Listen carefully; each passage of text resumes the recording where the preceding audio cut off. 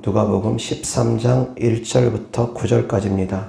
그때 마침 두어 사람이 와서 빌라도가 어떤 갈릴리 사람들의 피를 그들의 제물에 섞은 일로 예수께 아뢰니 대답하여 이르시되 너희는 이 갈릴리 사람들이 이같이 해 받음으로 다른 모든 갈릴리 사람보다 죄가 더 있는 줄 아느냐. 너희에게 이르노니 아니라 너희도 만일 회개하지 아니하면 다 이와 같이 망하리라. 또 실로암에서 망대가 무너져 치어 죽은 18사람이 예루살렘에 거한 다른 모든 사람보다 죄가 더 있는 줄 아느냐. 너희에게 이르노니 아니라 너희도 만일 회개하지 아니하면 다 이와 같이 망하리라. 이에 비유로 말씀하시되 한 사람이 포도원에 무화과 나무를 심은 것이 있더니 와서 그 열매를 구하였으나 얻지 못한지라. 포도원 지기에게 이르되 내가 3년을 와서 이 무화과 나무에서 열매를 구하되 얻지 못하니 찍어 버리라. 어찌 땅만 버리게 하겠느냐. 대답하여 이르되 주인이여 금년에도 그대로 두소서. 내가 두릅하고 거름을 줄이니 이후에 만일 열매가 열면 좋거니와 그렇지 않으면 찍어 버리소서 하였다 하시니라. 아멘. 자, 오늘 하나님 말씀 주제는 열매 맺는 그리스도인이 되려면 이라는 주제로 하나님 말씀 전하고자 합니다. 자, 열매 맺는 그리스도인이 우리는 되어져야 됩니다. 아멘. 열매 맺지 못하면 어떻게 된다고 합니까? 어떤 열매입니까? 무슨 열매를 맺으라고 합니까? 회개의 열매를 맺으라고 합니다.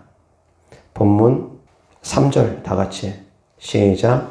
너희에게 이르노니 아니라 너희도 만일 회개하지 아니하면 다 이와 같이 망하리라. 아멘. 또 이어서 5절 시작. 너희에게 이르노니 아니라 너희도 만일 회개하지 아니하면 다 이와 같이 망하리라. 이 말씀과 함께 이제 비유로 말씀하신 내용이 포도원에 열매가 맺지 않는 것에 대해서 주님께서 말씀하신 겁니다. 그래서 회개의 열매를 맺지 아니하면 찍혀 불에 던져진다라는 겁니다.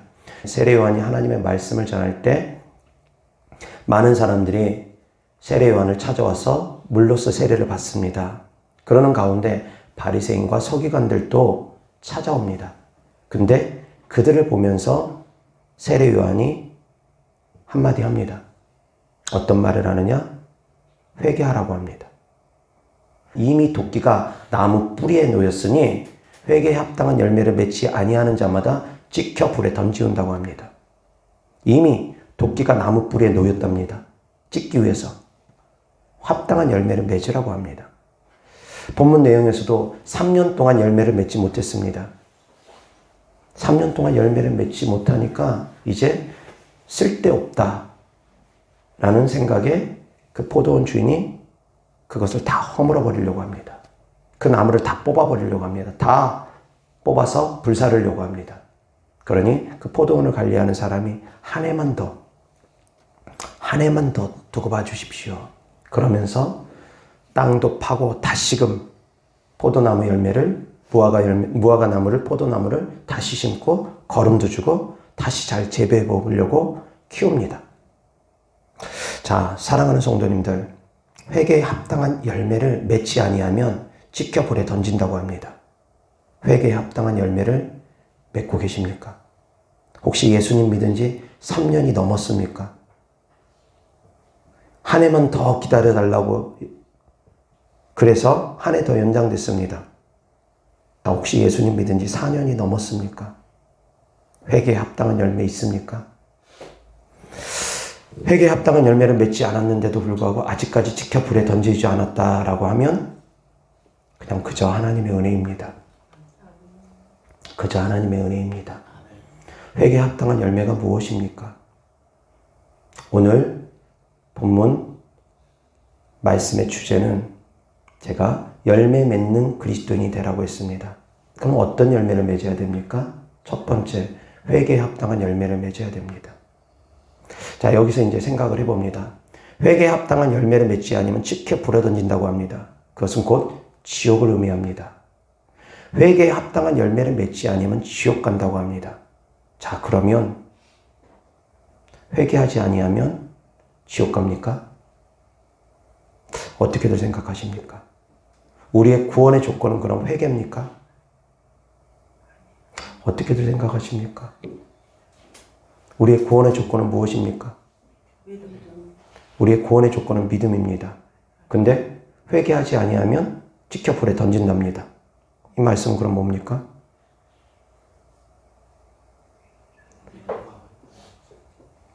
자, 그래서 제가 이것을 비유적으로 사랑하는 성도님들에게 쉽게 설명을 드리겠습니다. 우리는 하나님과 구원 계약서를 맺었습니다. 천국 계약서를 맺었습니다. 구원 계약서, 천국 계약서 어떻게 표현해도 괜찮습니다. 근데 중재하시는 분은 오직 예수 그리스도입니다. 예수님만이 전속 중개인입니다. 예수님 외에는 하나님께로 직접 계약을 맺을 수 있는 사람이 없습니다. 구원은 예수님과 맺는 겁니다. 전속 계약은 예수님께서 하십니다. 근데 우리가 하나님과 구원 계약서를 맺었는데 계약금이 무엇입니까? 계약금은 믿음입니다. 오직 믿음입니다. 그래서 특약사항에 이렇게 기록되어 있습니다.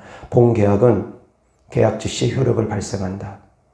하나님과 믿음으로 구원 계약을 맺는 사람은 구원받습니다. 아멘. 근데 두 번째 단서가 있습니다. 두 번째 단서가 있습니다. 그것은 이제 계약 후에 중도금은 회개에 합당한 열매를 맺어야 된다. 만약 회개에 합당한 열매를 맺지 아니할 시, 만약 이를 어길 시 본 계약은 무효가 된다. 본 계약은 취소할 수 있다. 본 계약은 취소될 수 있다. 이것이 바로 구원 계약서입니다. 믿음으로 말미암아 계약은 효력을 발생합니다. 그때부터 효력은 발생합니다. 그래서 예수님 믿자마자 죽는 사람들 구원받습니다. 그것이 효력이 발생하니까 본 계약은 계약 체결 시에 믿음으로 계약금이 지불되면 효력을 발생하기 때문에 그러나 계약 후에는 회개에 합당한 열매를 맺어야 된다. 만약 이를 어길 시에 본 계약은 취소될 수 있다. 본 계약은 얼마든지 취소될 수 있습니다. 자, 그럼 만약에 계약이 취소됐으면 어떡합니까? 계약이 취소된 분들은 어떻게 됩니까? 계약이 취소된 분들은 지옥 갑니다. 자, 그러면 그 상태에서 계속 머물러야 됩니까? 아닙니다. 다시 재계약하면 됩니다. 또 재계약하면 됩니다. 재계약하고 또 재계약하면 됩니다. 10번이고 100번이고 재계약할 수 있습니다. 그것이 또한 하나님의 은혜입니다. 아멘. 계약금은 항상 믿음입니다. 계약금은 회개가 아니라 계약금은 믿음입니다. 시작은 믿음으로 시작하는 겁니다. 그렇지만 중도금은 회개에 합당한 열매로 지불하는 겁니다. 계약이 지속되기 위해서는 회개에 합당한 열매가 지불돼야 됩니다. 회개에 합당한 열매란 무엇입니까? 말씀대로 우리가 변화된 삶을 살아가야 된다는 겁니다. 아멘. 세상에서는 인격적인 사람이 있습니다.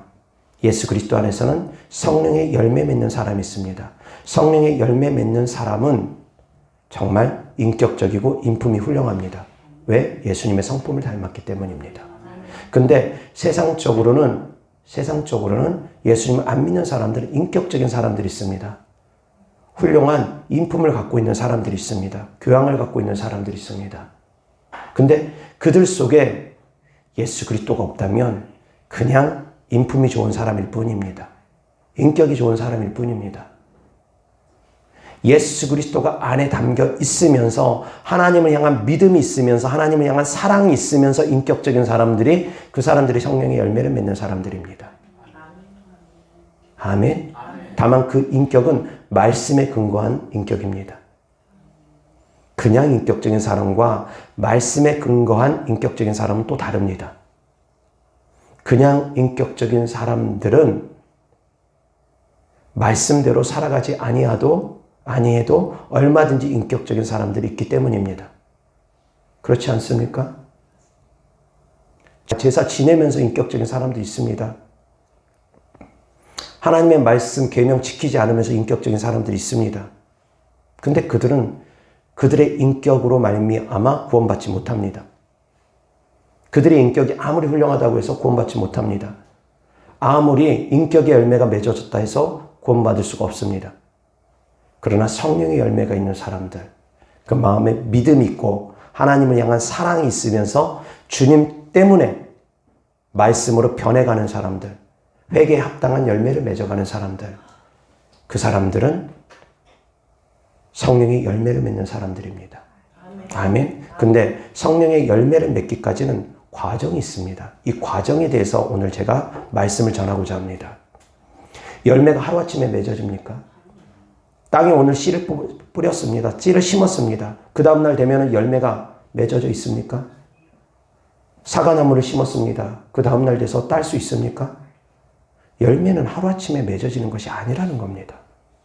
이것을 아셔야 됩니다. 회개에 합당한 열매도 하루아침에 맺어지진 않습니다.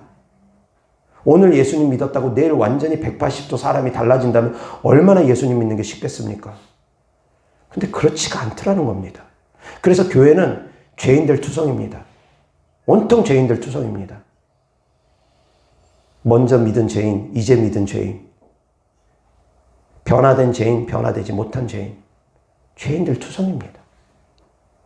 10년 믿어도 10년 믿어도 변화되지 못한 사람들도 있습니다. 회개에 합당한 열매 맺지 못한 사람들도 있습니다. 그렇게 사랑하는 성도님들은 오늘 말씀을 잘 듣고 회개에 합당한 열매를 맺을 수 있기를 바랍니다. 아멘. 그러나 말씀드린 것처럼 중간 과정이 있다라는 겁니다. 열매 맺기까지는 중간 과정이 있습니다.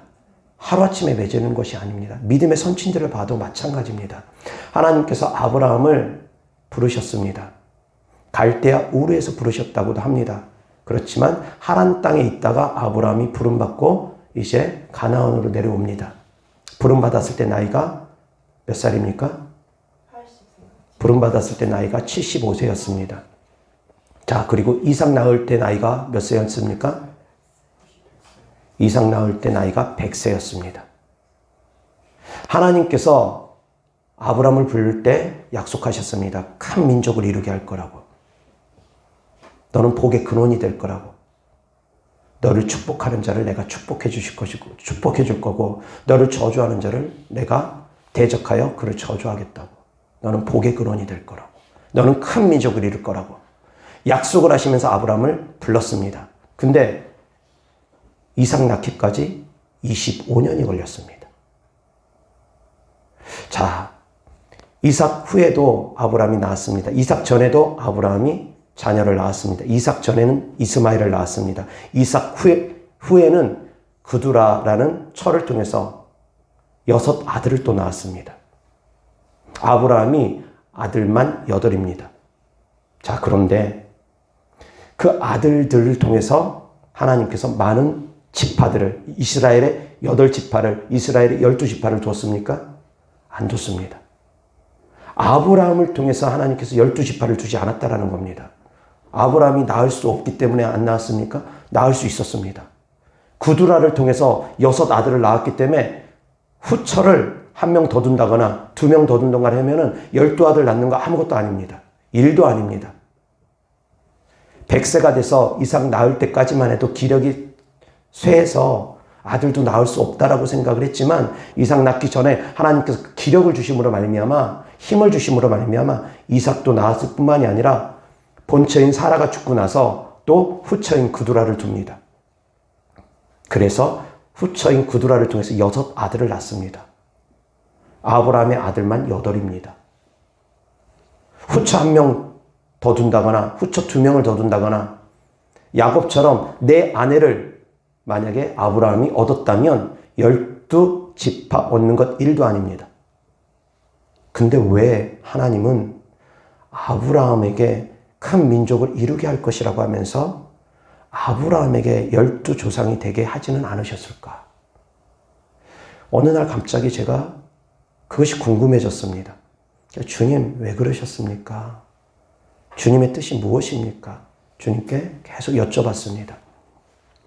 하나님의 뜻을 알고자 계속 주님께 여쭤봤습니다. 하나님, 왜 아브라함을 통해서 바로 많은 믿음의 조상들을 12지파를 주시면 되셨지 왜 아브라함에게 바로 주시지 아니하고 이삭도 건너뛰고 야곱 때에 가서야 비로소 12아들을 12조상을 12지파를 주셨습니까? 궁금해서 기도하는 가운데 하나님께서 깨닫게 하셨습니다. 아브라함은 심는 자라는 것, 이삭은 자라게 하는 자라는 것, 야곱 때에 와서 비로소 열매 맺게 하는 자라는 걸 깨닫게 하셨습니다. 하나님은 심자마자 바로 거두지 않습니다. 무르익게 하십니다. 무르익게 하십니다. 그래서 아브라함이 부름받고 25년 만에 이삭을 얻게 됐습니다. 근데 이삭도 역시 마찬가지 에서와 야곱을 바로 얻었습니까? 아닙니다. 이삭도 20년이라는 기간이 걸렸습니다. 20년 동안 기도하면서 기다렸습니다. 우리의 상식으로는, 우리의 생각으로는 하나님께서 큰 민족을 이루게 하겠다고 하셨으니까 그냥 단번에 쑥쑥쑥쑥 나와가지고 아브라함 때부터 한 70명의 아들을 보면 얼마나 좋았겠습니까? 아들과 손자까지 한 70명씩 보면 얼마나 좋았겠습니까? 근데 아브라함 때에서는 하나님께서 그렇게 많은 민족을 이루게 하지 않습니다. 이스마엘도 본초 소생이 아니기 때문에 안 된다고, 그두라의 아들도 본초 소생이 아니기 때문에 안 된다고 합니다. 근데 야곱의 아들들은 본초 소생만 있습니까? 아닙니다. 야곱의 아들들은 본처 소생만 있는 게 아닙니다. 본처를 라헬로 둬야 될지 레아로 둬야 될지 모르겠습니다. 야곱의 마음엔 본처는 라헬입니다. 어찌되었건 레아도 있고 라헬도 있고 비라도 있고 실바도 있습니다. 후처들도 있습니다. 근데 아브라함 때에서는 주님께서 그렇게 말씀하십니다. 본처 소생 외에는 안 된다. 사라의 후손이어야지만이 된다 말씀하십니다. 근데 야곱 때에 와서는 그렇게 말씀하지 않습니다. 야곱은 12지파의 조상으로서 하나님께서 인정하셨습니다. 말씀드렸던 것처럼 아브라함은 심는 자입니다.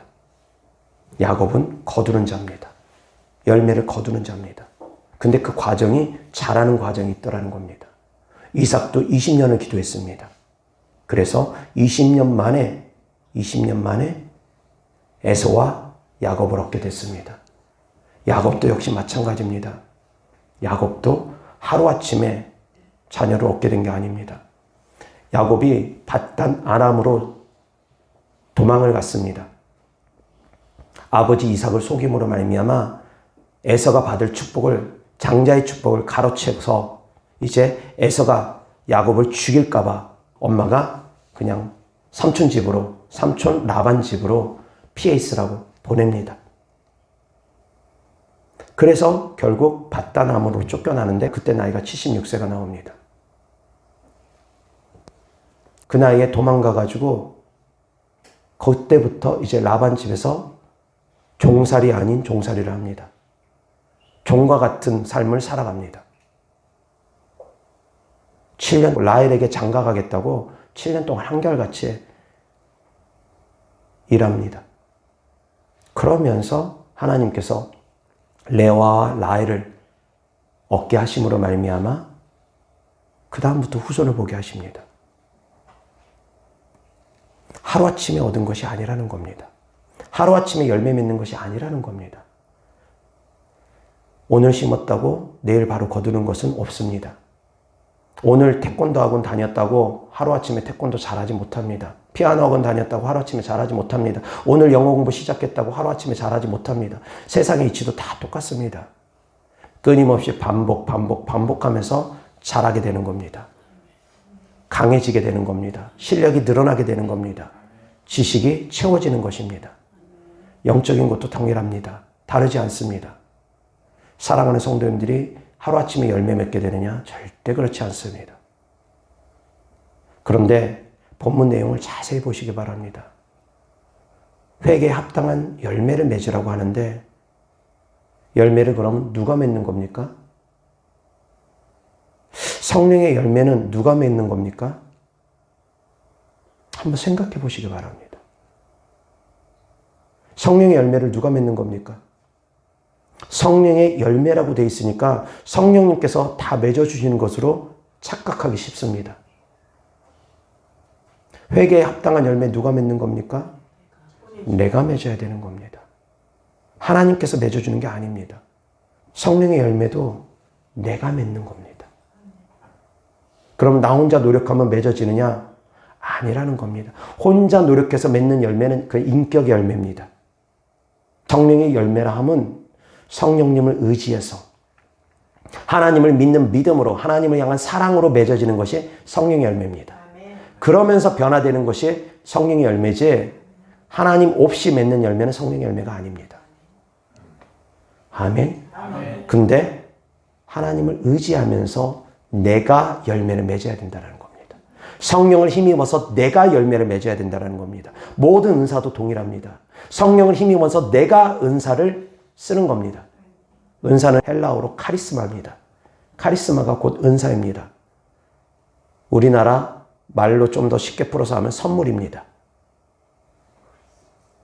그 모든 은사들은 성령을 힘입어서 내가 사용하는 겁니다. 하나님께서 나에게 선물을 주시면 내가 그 선물을 사용하게끔 활용하게끔 주신 것이기 때문입니다. 근데 그 선물을 주신 분은 하나님이십니다. 아멘. 근데 이제 그 선물을 받고 마음껏 사용하다 보면 은사를 마음껏 사용하다 보면 그 은사가 내 것인 양 사람들이 착각을 해버리기 때문에 문제입니다. 내 것이 아닙니다.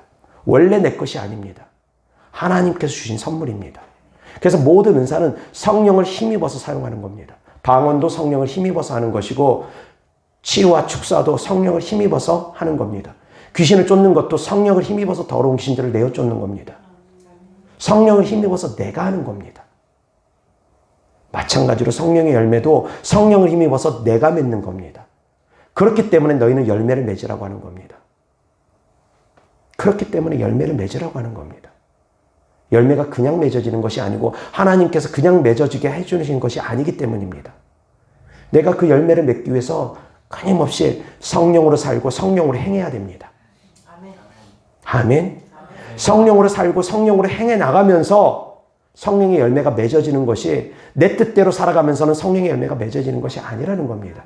끊임없이 내 뜻을 내려놓고 자기를 부인하면서 하나님의 뜻대로 살아가고자 할 때 그때 성령의 열매가 맺어지는 겁니다. 아멘. 그래서 열매 맺는 그리스도인이 되려면 성령을 힘입어서 내가 노력해야 됩니다. 근데 하루아침에 열매가 맺어지느냐? 절대 하루아침에 맺어지는 게 아니라는 걸 아시기 바랍니다. 사울 왕은 연단받지 못했습니다. 사울 왕은 연단이 없는 가운데서 기름 부음 받고 바로 왕이 됐습니다. 다윗은 연단을 받았습니다. 사울 왕에게 쫓겨다니면서 끊임없이 연단을 받았습니다. 그 훈련의 기간이 있더라는 겁니다. 그 훈련의 기간을 통과한 다윗은 사울 왕보다 어찌 보면 더 많은 범죄를 행했음에도 불구하고 하나님을 떠나지 않습니다. 회개하고 돌이킵니다. 끊임없이 하나님께 붙어 있습니다. 근데 사울 왕은 안 그렇습니다. 그 연단이 없이 왕의 기름 부음을 받은 사울 왕은 하나님을 떠나버립니다. 하나님을 멀리합니다. 자기 마음대로 자기 뜻대로 합니다. 사람 눈치만 보고 있습니다. 사람에게만 인정받으려고 하고 있습니다. 하나님에게 인정받으려고 하는 것보다 사람에게 인정받으려고 하는 그 인정 욕구가 더 큽니다. 하나님 눈치보다 사람 눈치 보는 것이 더 큽니다. 그렇기 때문에 사울 왕은 버림받은 겁니다. 연단의 과정이 없었기 때문에. 하나님은 우리가 연단의 과정을 통과하기를 원합니다. 무르익기를 바랍니다. 아멘. 열매가 잘 자라려면 물도 주고 햇볕도 받고 비바람도 때로는 맞아야 됩니다. 뜨거운 장렬하는 햇빛 아래 놓여져야지 되고 때로는 비바람도 견뎌내야 됩니다. 그러면서 꽃이 피고 열매를 맺는 겁니다. 그냥 되어지는 것이 아니라는 겁니다. 과정이 있습니다. 과정이 있습니다. 아브라함 때 하나님께서 큰 민족을 이루겠다고 하셨지만 과정을 거치면서 연단받으면서 결국 아브라함 눈으로 바라본 거는 야곱이 태어난 것까지밖에 아브라함은 못 봤습니다. 아브라함이 175세에 죽었습니다. 그리고 이삭을 100세에 낳았습니다. 그렇지 않습니까? 그리고 이삭은 에서를 60세에 낳았습니다. 그래서 이삭의 나이와 야곱의 나이를 합치면 160세입니다. 160입니다. 그때 아브라함의 나이가 160이었습니다. 그래서 아브라함이 눈으로 목도한 거는 에서와 야곱이 자라는 것, 15살까지 자라는 것, 거기까지밖에 못 봤습니다. 직접 눈으로 모든 것을 다 본 게 아닙니다. 그런데도 아브라함은 믿었습니다. 하나님을 믿었습니다. 큰 민족을 이루게 해주시겠다는 그 약속의 말씀을 붙잡고 믿었습니다. 아멘. 한 알의 밀이 땅에 떨어져 죽어야지만이 많은 열매를 맺습니다. 죽어야지만이 됩니다. 예수님을 믿으면 자기를 부인해야 됩니다. 그것이 바로 회개에 합당한 열매의 시작입니다. 나를 부인하는 것. 나의 이전의 삶들을 부인해 나가는 것. 세상적인 삶들을 부인해 나가는 것. 세상적인 생각들을 부인해 나가는 것. 구원은 믿음으로 이루어집니다. 그것은 구원의 시작입니다. 구원의 계약서에 믿음으로 말미암아 계약금이 지불된다라고 되어 있으니까. 그렇지만 그 다음부터 중도금은 회개에 합당한 열매를 맺어가면서 좁은 길을 걸어가면서 이루어지는 겁니다. 만약에 좁은 길을 걷지 않으면 이 구원은, 이 본계약은 취소될 수 있다. 본계약은 무효가 될 수 있다. 얼마든지 취소가 될 수도 있고 무효가 될 수도 있습니다. 취소와 무효는 좀 다른 표현입니다. 어찌되었건 비유적으로 그냥 말씀드리는 겁니다. 좁은 길을 걷지 않으면, 회개에 합당한 열매를 맺지 않으면 믿고 구원받았다 할더라도 취소될 수 있습니다. 계약 후에는 이제 이행의 의무가 있습니다. 성도들에게는 이제 이행의 의무가 있습니다. 어떤 이행을 해야 되느냐? 회개에 합당한 열매를 맺기 위해서 노력해야 된다는 겁니다. 아멘. 그러면 그 구원 계약서대로 사랑하는 성도님들의 구원은 확정되어질 겁니다. 그리고 또한 천국 계약서대로 사랑하는 성도님들이 많이 회개에 합당한 열매를 맺을수록 더 많은 상을 받음으로 말미암아 더 큰 집을, 더 큰 상을 하나님께서 내려주실 것입니다. 아멘. 아멘. 그래서 제가 구원 계약서이기도 하지만 천국 계약서라고도 말씀드린 겁니다. 상급하고도 연관되어 있기 때문에 회개에 합당한 열매를 많이 맺을수록, 성령의 열매를 많이 맺을수록 그 상은 더 큽니다. 중도금을 많이 지불할수록 얻을 수 있는 대가는 더 큽니다. 더 큰 집을 얻을 수 있습니다. 중도금을 1억 지불한 사람과 중도금을 10억 지불한 사람은 받을 수 있는 집의 크기가 다릅니다. 상급이 다릅니다. 이 중도금 지불은 회개에 합당한 열매입니다. 성령의 열매입니다. 사랑하는 성도님들이 예수 그리스도를 위해서 좁은 길을 걸어가는 삶입니다. 기도하는 삶, 예배드리는 삶, 하나님을 위해서 헌신하는 삶들이 다 중도금입니다. 그것들이 쌓이고 쌓일수록 많이 쌓인 사람은 더 큰 상을 받을 것이고 적게 쌓인 사람은 더 적은 상을 받을 것입니다. 그러나 중요한 것은 하나님의 말씀에서 정말 중요한 것은 마음의 중심입니다.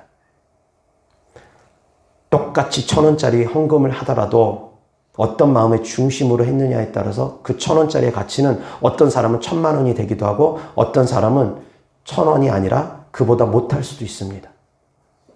어떤 사람은 1,000원을 헌금하고서 1,000억의 가치를 지불하는 1,000원짜리 헌금을 하는 사람도 있습니다. 자기의 전 재산을 드리는 사람들. 그렇지만 어떤 사람은 1,000원짜리 헌금을 하면서 하나님께서 싫어하시는 헌금을 할 수도 있습니다. 마음을 들이지 않는 사람들. 정성이 없는 사람들. 정성이 없는 예물은 그렇습니다. 정성이 없는 선물은 그렇습니다. 사람에게 줄 때도 역시 그렇습니다. 사람에게 줄 때도 사람들이 그런 걸 싫어하는 사람들이 있습니다. 선물을 주는데 마음은 없고 선물만 주면 별로 받기 좋아하지 않는 사람도 있습니다. 그렇지 않습니까? 사람들도 그렇다는 겁니다. 선물만 받고 마음이 없으면 별로 내켜하지 않습니다. 기분이 좋지 않다라는 겁니다. 역시 마찬가지 하나님께도 우리의 마음을 드려야 됩니다. 아멘. 마음이 함께할 때 주님께서 기뻐하십니다. 아멘. 회개에 합당한 열매를 맺으라는 건 겉모습만 의미하는 것이 아닙니다. 나의 안에, 내 안에 속모습까지 변해야 된다는 겁니다. 아멘. 그래서 예수님을 믿는다면 내 안에 속사람이 먼저 변화돼야 됩니다. 그러면서 속사람이 변화되면서 겉사람까지 같이 변화되는 겁니다. 아멘. 겉사람은 변했지만 속사람이 변하지 않으면 그 사람들은 외식하는 자고 위선자고 회칠한 무덤이 되어버립니다. 같이 변해야 됩니다. 겉사람과 속사람이. 아멘. 성령이 열매를 맺는다는 건 속사람부터 열매를 맺어가는 겁니다. 아멘. 근데 특별히 성령의 열매 가운데 첫 번째가 사랑입니다.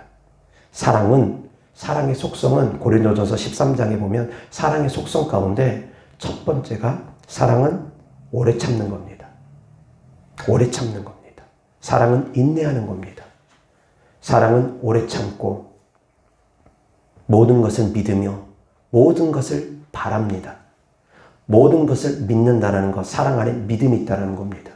모든 것을 바란다는 것, 바라는 것 소망입니다. 사랑 안에 소망이 있다는 겁니다. 그래서 율법의 완성은 사랑입니다. 아멘. 근데 그 사랑의 속성 가운데 인내가 있습니다. 환난은 인내를 낳습니다. 사랑하는 성도님들이 받는 환난, 예수님을 믿으면서 받는 환난들, 그것을 통해서 인내가 생깁니다. 그 인내를 통해서 우리는 연단을 받습니다. 인내가 쌓이고 쌓이면서 연단이 되어진다는 겁니다. 환난은 인내는 연단을 낳습니다. 아멘. 그래서 그 연단을 통해서 우리는 소망을 갖게 되는 겁니다. 아멘. 아멘. 그래서 사랑하는 성도님들이 주를 위해서 받는 환난은 열매를 자라게 하는 과정이라는 겁니다. 사랑하는 성도님들이 지금 옆에 있는 사람들로부터 핍박을 받는다, 어려움을 겪는다. 그 사람을 통해서 하나님께서 나에게 열매를 맺게 하기 위한 과정일 수 있다는 걸 깨달을 수 있기를 바랍니다.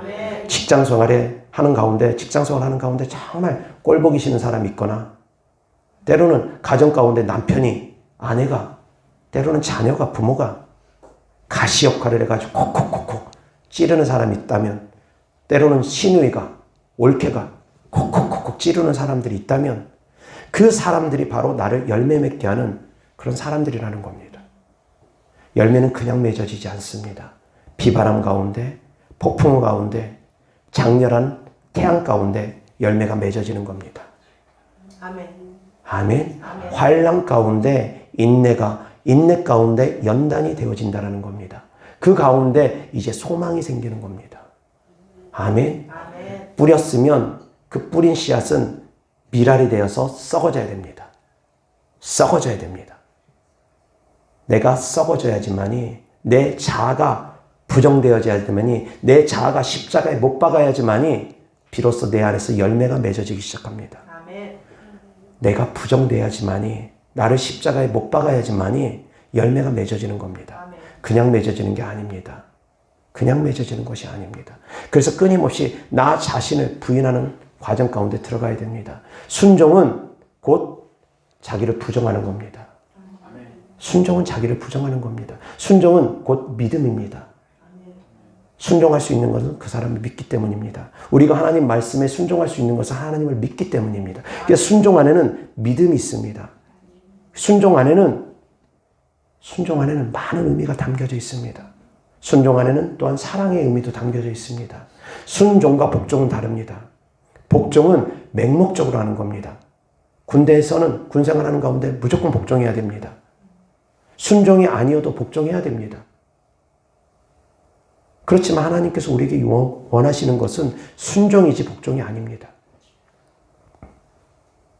순종은 기쁜 마음으로, 즐거운 마음으로 하는 것이 순종입니다. 사랑하는 마음으로 하는 것이 순종입니다. 그러면 나는 기쁜 마음이 아니니까 나는 순종하지 않을래 라고 말할 수도 있습니다. 기쁜 마음이 아니니까 내가 하는 모든 하나님의 일은 이것은 순종이 아니기 때문에, 억지로 하는 거기 때문에 하나님께서 기뻐하시지 않을 수 있어. 이것은 위선자일 수 있어. 그렇게 생각할 수 있습니다. 그렇지만 또 하나 아셔야지 될 거 있습니다. 신앙생활하는 가운데 있어서 의무적으로 해야 되는 것들이 또한 반드시 있습니다. 억지로라도 해야 되는 것들이 또한 반드시 있습니다. 그러나 억지로 하지 말고 마음을 담아서 하라는 겁니다. 아멘. 그것이 본질이기 때문에 마음을 담아서 하라는 거지 하지 말란 얘기가 아닙니다. 억지로 하니까 그럼 하지 마. 아닙니다. 억지로라도 주일날은 예배 드려야 됩니다. 이건 의무이기 때문입니다. 억지로라도 11조 드려야 됩니다. 이것은 의무이기 때문입니다. 억지로라도 기도해야 됩니다. 이것은 의무이기 때문입니다. 억지로라도 말씀 봐야 됩니다. 이것은 의무이기 때문입니다. 신앙생활에 기본적인 의무들이 있습니다. 그것은 억지로라도 하는 겁니다. 나는 억지로 하고 싶지 않아. 나 외식하는 자가 되고 싶지 않아. 그러면서 통성기도도 못하고 부르짖어서도 기도 못하고 골방에서만 틀어박혀서 나는 외식하는 사람이 되지 않으려고 하니까 내가 기도하는 거는 누구도 모르게 해야 돼. 그러면서 숨어서만 하고 있고 내가 봉사하는 것은 누구도 모르게 해야 돼. 오른손이 아닌 왼손 모르게 한다고 하면서 눈앞에서는 봉사해야 될 것 잔뜩 쌓여있는데 다 가고 나서 하겠다고 그러면서 혼자 그렇게 있으면서 봉사 안 하고 있고 헌금 생활도 마찬가지고 그것은 아닙니다. 잘못된 겁니다. 오른손이 아닌 왼손 모르게 하는 건 본질입니다. 누가 보든 보지 않든 하라는 겁니다. 사람 보라고 우리는 신앙생활 하는 것이 아니기 때문입니다. 근데 여기서 사람을 의식해서 사람에게 잘 보이려고 하는 신앙생활이 되어버리면 거기서부터가 외식이 되기 때문에 그것을 주의하라는 겁니다. 조심하라는 겁니다. 사람에게 인정받으려고 자꾸 하면은 안 된다는 겁니다. 하나님께 먼저 인정받을 수 있기를 바랍니다. 아멘. 아멘. 그리고 말씀 안에서 순종할 수 있기를 바랍니다. 아멘. 아멘. 이것이 바로 하나님을 향한 사랑입니다. 이것이 바로 나를 부인하는 겁니다. 순종도 자기 부인이 돼야지만이 순종되어집니다. 자기 부인 안 되면 순종 못합니다. 어떻게 순종합니까? 내가 팔팔이 살아있는데. 하나님께서 이렇게 비유적으로 말씀했습니다. 큰아들을 불러서 밭에 나가서 일을 하라고 합니다. 근데 큰아들은 하겠습니다 라고 말하면서 나가서 일하지 않고 놀러 나가 버립니다. 둘째 아들을 불러서 또 똑같이 말합니다. 밭에 나가서 일 좀 해라 그랬습니다. 둘째 아들은 하기 싫습니다. 안 합니다 라고 하면서 나가서 밭에 나가서 일을 합니다. 자, 큰아들이 옳습니까? 작은 아들이 옳습니까? 작은 아들이 더 의롭다라는 겁니다. 이 작은 아들은 세리입니다. 죄인들입니다. 큰아들은 바리새인과 서기관들입니다. 입으로는 하겠다. 입으로는 하나님 사랑한다. 사람들 앞에서는 기도하는 모습 보여주고 사람들 앞에서는 금식하는 모습 보여주면서 사람들 앞에서나 자랑받으려고 인정받으려고 얼굴까지 금식하면 막 흉하게 해가지고 막 다 죽어가는 것처럼 일부러 나 금식하는 거 티내려고. 아, 왜 이렇게 힘이 없어? 아, 나 금식하느라고 그래. 막 자랑하려고. 입으로는 하나님 사랑한다고, 입으로는 하나님 일한다고 하고, 밭에 나가서 일하라고 하니까 일하겠다고 하면서 나가서 일 안 하는 자들. 그들보다는 그래도 싫습니다 라고 했지만 일한 사람, 행함으로 옮긴 사람이 더 의롭다라는 겁니다. 근데 셋째 아들은 이렇게 말합니다. 밭에 나가서 일 좀 해라. 그랬더니 네, 가서 일하겠습니다. 기쁜 마음으로 가서 밭에 나가서 일합니다. 자, 그럼 첫째 아들, 둘째 아들, 셋째 아들 중에 누가 제일 낫습니까? 셋째 아들이 제일 나은 겁니다. 둘째 아들보다는 그래도 셋째 아들이 더 나은 겁니다. 순종하고 입으로도 순종하고 행함으로도 순종하는 것. 아멘. 이게 가장 좋은 겁니다. 가장 이상적인 신앙생활입니다. 그렇지만 첫째 아들보다는 그래도 둘째 아들이 더 낫다라는 겁니다. 입으로만 하는 게 아니라 행함으로 옮겨서 신앙생활하는 것. 아멘. 아멘. 그래서 열매 맺는 신앙생활을 하기 위해서는 사랑하는 성도님들의 과정을 거칠 수 있다는 걸 깨달을 수 있기를 바랍니다. 그리고 또한 포도원에 꽃이 피기 시작하면, 열매 맺기 전에 꽃이 피기 시작하면 포도원을 헐고자 하는 여우가 있습니다. 열매 맺기 전에 사랑하는 성도님들이 이제 열매 맺으려고 해 나갈 때, 처음 예수님 믿을 때도 악한 영들이 회방하지만 이제 열매 맺어 나가려고 할 때, 하나님의 기쁨이 되고 하나님께 영광 높여드리는 삶을 살아가려고 할 때, 열매 맺기 바로 전에 또 포도원을 허는 여우들이 찾아옵니다. 포도원을 헐어버리려고 합니다. 열매 맺지 못하게 하려고 합니다. 꽃이 피니까, 향기가 나니까. 사랑하는 성도님들이 하나님의 뜻대로 살아가고자 노력하다 보면, 어느 정도 수준이 올라가다 보면, 영적 수준이 올라가다 보면 그것을 바로 뛰어넘기 전에 사단이 찾아옵니다. 악한 영들이 찾아옵니다. 예수님께서 공생에 들어가기 바로 전에 40일 금식 후에 마귀가 찾아왔던 것처럼, 사랑하는 성도님들이 하나님의 영광을 위해서 살아가기 바로 전에, 정말 영광된 삶을 살아가기 전에 시험이 찾아옵니다. 대학교 입학하기 전에 수능을 봐야 되는 것처럼 시험이 찾아옵니다. 그 시험을 통과해야지만이 좋은 대학을 들어갈 수 있는 것처럼, 시험에 성적이 좋아야지만 좋은 대학 들어갈 수 있는 것처럼 악한 영들이 찾아와서 시험지를 내밉니다. 망가뜨리려고 합니다. 열매 맺지 못하게 만들려고 합니다. 옆에 있는 사람들을 통해서 또 시험을 합니다. 실컷 은혜 받고 딱 나가면 주변 사람들을 통해서 자꾸 싸울 만한 일들을 만들어버립니다. 악한 영들이 은혜를 빼앗아 가기 위해서, 기도응답을 빼앗아 가기 위해서, 여기서 실컷 귀신 쫓고 이제 10마리 중에 9마리 남고 1마리 떠나갔습니다. 그럼 이제 다음에 왔을 때 또 1마리 쫓고, 다음에 왔을 때 또 1마리 쫓고, 그렇게 계속 쫓기만 하면 10마리 다 쫓겨나는데 얼마 안 걸립니다. 근데 여기서 1마리 악한 영이 쫓겨나고 나갔는데 이제 주변에서 시험을 탁 줍니다. 그럼 화를 부르륵 냅니다. 그러면 또 들어옵니다. 쫓겨난 놈이 안 들어오더라도 또 딴 놈들이 또 들어옵니다. 그럼 다시 원상회복. 다음에 와서 또 쫓습니다. 또 나가서 또 그럽니다. 또 원상회복. 끝나질 않습니다. 그러면. 은혜가 충만하면 악한 것들의 회방도 있습니다. 악한 것들의 방해도 있을 수 있습니다. 주변에 나를 찌르는 사람들이 있을 수 있습니다. 그 찌르는 사람들, 나에게 환난을 주고 핍박을 주는 사람들, 그 사람들로 인해서 내가 열매를 맺어갈 수 있다는 걸 깨달을 수 있기를 바랍니다. 아멘. 아멘. 아멘. 아멘. 그래서 그런 것을 피하려고만 하지 마시고 이겨낼 수 있기를 바랍니다. 물론 피해야 되는 사람한테는 제가 피하라고 합니다. 그것을 이겨낼 만한 힘이 없는 사람들한테는 그냥 사람들과 접촉을 피하라고 합니다. 축사를 강하게 받아야 되는 사람들한테는 피하라고 합니다. 축사에만 집중하고 사람 만나지 말고 사람과 대화하지 말라고 그렇게 제가 말씀을 전하는 사람들도 있습니다. 왜 그러냐면 그 사람은 그만큼 중하기 때문입니다. 영적인 중한 자들한테는 제가 그렇게 또 얘기합니다. 그래서 사람마다 조금씩 다릅니다.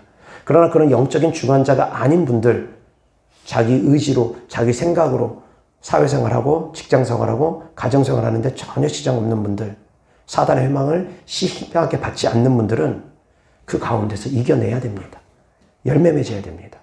아멘. 예전에 어떤 목사님의 간증을 제가 들었습니다. 그 목사님이 그 자녀 중에 자폐증 걸린 애가 있습니다. 그런데 그 목사님을 주변 사람들이 자꾸 비방합니다. 그분이 목사님 되기 전에 집사 시절입니다. 주변 사람들이 비방을 하는데 어떻게 비방하느냐? 너가 하나님을 잘 믿었으면 이런 아들이 나오질 않아. 자폐증 걸린 애가 태어난 것은 너가 하나님을 잘 믿었지 못했기 때문이야. 너의 죄값 때문이야. 너가 하나님을 심히 노엽게 했기 때문이야. 너가 많은 죄를 졌기 때문이야. 주변 사람들이 비방하고 정죄합니다. 이분은 예수님을 잘 믿으려고 가고 있는데 주변에서 자꾸 찌릅니다. 그러니까 처음에는 화가 나가지고 멱살 잡고 같이 싸웠답니다. 근데 그 싸움이 끝나질 않는답니다. 계속 또 싸울 일이 생기고 또 싸울 일이 생기고 이 성도한테서 A라는 성도한테서 그렇게 충동질이 온다면 이제 B라는 성도, C라는 성도, D라는 성도 계속 끝나진 않는답니다. 그래서 이 목사님이 집사 시절에 이제 깨닫고 나서 회개를 하기 시작하면서 싸워 이겨야 되겠구나. 그 사람과 싸워 이기는 것이 아니라 내 안에 있는 이 분노와 싸워 이겨야 되겠구나. 기도하면서 회개하면서 이제 싸우지 않으려고, 그 사람과는 싸우지 않으려고 이제 이겨내기 시작합니다. 근데 한 번에 이겨지느냐? 한 번에 이겨지지 않더랍니다. 처음에는 멱살만 안 잡습니다. 이제 기도 열심히 하고 회개하니까 뒤돌아서 보면 막 화가 여기까지 치밀어 올라옵니다. 한 번에 안 되더랍니다. 또 회개하고 또 회개합니다. 그럼 이제 뒤돌아서서가 아니라 몇 걸음 더 갈 때까지 또 괜찮습니다. 점점 마음이 변화가 되더랍니다. 그런 가운데 어디까지 변화됐냐면 이제 어느 날 똑같이 옆에서 쿡 찌르는 사람이 있습니다. 너 아들 때문에 그런 거야. 아니, 너 죄 때문에 그런 거야. 그럴 때 이분이 그 찌르는 사람한테 이렇게 말했답니다. 그래, 당신은 하나님을 잘 믿어서 참 축복받는 삶을 사는 것 같으니까 당신이 나를 위해서 기도 좀 해달라고. 근데 이것이 비웃고 조롱해서 하는 말이 아니라 진심으로 우러나온 말에서 상대방에게 그렇게 말을 한답니다. 그러니까 상대방이 그 진심이 느껴지니까 이제 그 마음을 알고서 아무 소리 못하고 되돌아갔답니다. 근데 그 이후로 그 시험이 딱 끝나더랍니다. 그 이후로 그 시험이 딱 끝나더랍니다. 하나님께서 놓아두신 과제입니다. 통과하라고. 우리가 예수님을 믿으면서 통과해야 되는 어려움들이 있습니다. 시험이 있습니다. 하나님께서 우리에게 광야를 허락하신 이유는 우리를 낮추시고 시험하사 마침내 복을 얻게 하기 위함이라고 했습니다. 아멘. 이 광야를 통해서, 이 시험들을 통해서 나에게서 내 옆에서 콕콕콕 찌르는 사람들, 가시 같은 역할을 하는 사람들, 그 사람들을 통해서 나는 낮아지고 겸손해질 수 있습니다. 아멘. 사랑하는 성도님들이 신앙생활하는 가운데 옆에 성도들이 콕콕 찌를 수 있습니다. 목사님인 제가 성도님들을 콕콕콕 찌를 수 있습니다. 그럴 수 있습니다. 근데 그 모든 것들을 통해서 사랑하는 성도님들은 인격적인 성숙을 가질 수 있다는 겁니다. 성령의 열매를 맺을 수 있다는 겁니다. 아멘. 뛰어넘을 수 있기를 바랍니다. 사람도 뛰어넘고 주의 종도 뛰어넘을 수 있기를 바랍니다. 주의 종도 사람입니다. 저도 허물 많습니다. 저도 많은 실수를 합니다. 온전하지 못합니다. 어떤 분들은 저한테 막 이것저것 많이 물어봅니다. 저한테 물어보면 모든 답변이 다 나올 줄 아는 모양입니다. 근데 저도 모르는 것 투성입니다. 저도 모든 것을 다 알지 못합니다.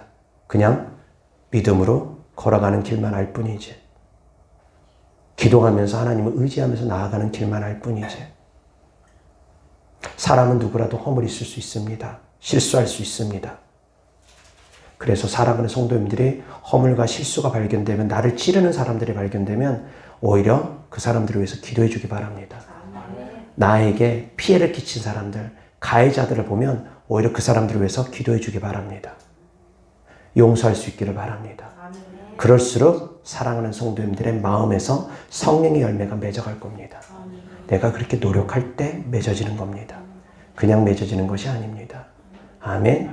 노력할 수 있기를 바랍니다. 그리고 열매 맺기 바로 전에 포도원에 꽃이 필 때 악한 영들이 찾아옵니다. 악한 영들이 열매 맺지 못하도록 회방합니다. 가족 구원을 이루기 바로 전에 악한 것들의 회방도 있을 수 있습니다. 성령의 열매 맺기 전에 악한 것들의 회방이 있을 수 있습니다. 사랑하는 성도님들의 삶 가운데 악한 것들의 회방 있을 수 있습니다. 그러면 어떻게 해야 됩니까? 악한 것들은 그냥 대적해서 쫓으면 됩니다. 대적해서 쫓으면 됩니다. 그 시험 받을 이유가 없습니다. 악한 것들의 시험은 받을 이유가 없습니다. 하나님이 주시는 시험은 우리가 통과하면서 받아야 되지만 악한 것들이 주는 시험까지 우리가 받을 이유는 없습니다. 악한 것들이 주는 질병 우리가 받을 이유가 없습니다. 예수님께서 이미 다 대가를 지불하셨기 때문입니다. 그래서 포도원을 하려고 하는 작은 여우를 잡아야 됩니다. 내쫓아야 됩니다. 악한 영들 내쫓아야 됩니다. 열매 맺는 것을 방해하는 것들 쫓아야 됩니다. 가족권을 방해하는 것들 쫓아야 됩니다. 그래서 우리가 신앙생활 할 때는 자기를 부인하는 신앙생활도 할 뿐만이 아니라 악한 영들과의 영적 전쟁을 치르면서 또한 해야 됩니다. 그래야지 열매가 빠르게 맺어집니다. 아멘. 아멘. 말씀 정리합니다. 열매 맺는 그리스도인들이 되기를 바랍니다. 그러려면 첫 번째는 믿음으로 시작합니다. 모든 구원은 믿음으로 시작하듯이 이것이 헷갈리면 안 됩니다. 회개했다고 해서 구원받는 게 아닙니다. 우리의 구원은 믿음으로 시작한다는 것 명심하시기 바랍니다. 그리고 그 다음부터는 믿었다면 그 다음부터는 회개에 합당한 열매를 맺어가기 시작해야 됩니다. 회개에 합당한 열매를 맺어가기 시작하면서 이제 성령의 열매가 주렁주렁 맺기 바로 전에 또 악한 것들의 회방이 있을 수 있습니다.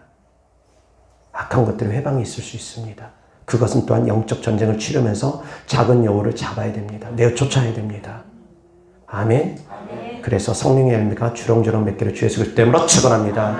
그리고 3년 동안 열매를 못 맺었다고 해서 두려워할 거 없습니다. 지켜 불에 던질까 봐 두려워할 거 없습니다.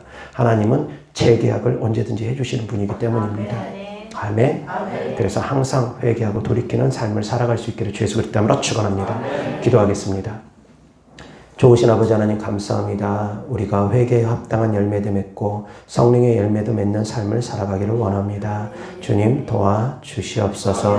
하나님 아버지 주님께 드려진 예물들을 축복합니다. 하나님을 사랑하는 마음으로 천국의 소망을 두는 믿음으로 드린 예물들마다 주께서 기뻐 받아 주셔서 30배, 60배, 백배 심은 대로 열매 맺게 하여 주시옵소서. 그래서 구워줄지언정 꾸이지 아니하는 삶을 살고 머리 될지언정 꼴이 되지 아니하는 삶을 삶으로 말미암아 들어와도 복을 받고 나가도 복을 받는 삶을 삶으로 말미암아 하나님의 사랑하는 자녀들을 보고 믿지 아니하는 자들이 하나님의 자녀들이 받는 축복을 보고 믿지 아니하는 자들이 하나님을 믿을 수 있는 은혜가 있도록 도와주옵소서. 주님의 사랑하는 자녀들을 주께서 축복하여 주옵소서. 우리 주 예수 그리스도 이름으로 축복하며 기도드렸습니다. 아멘.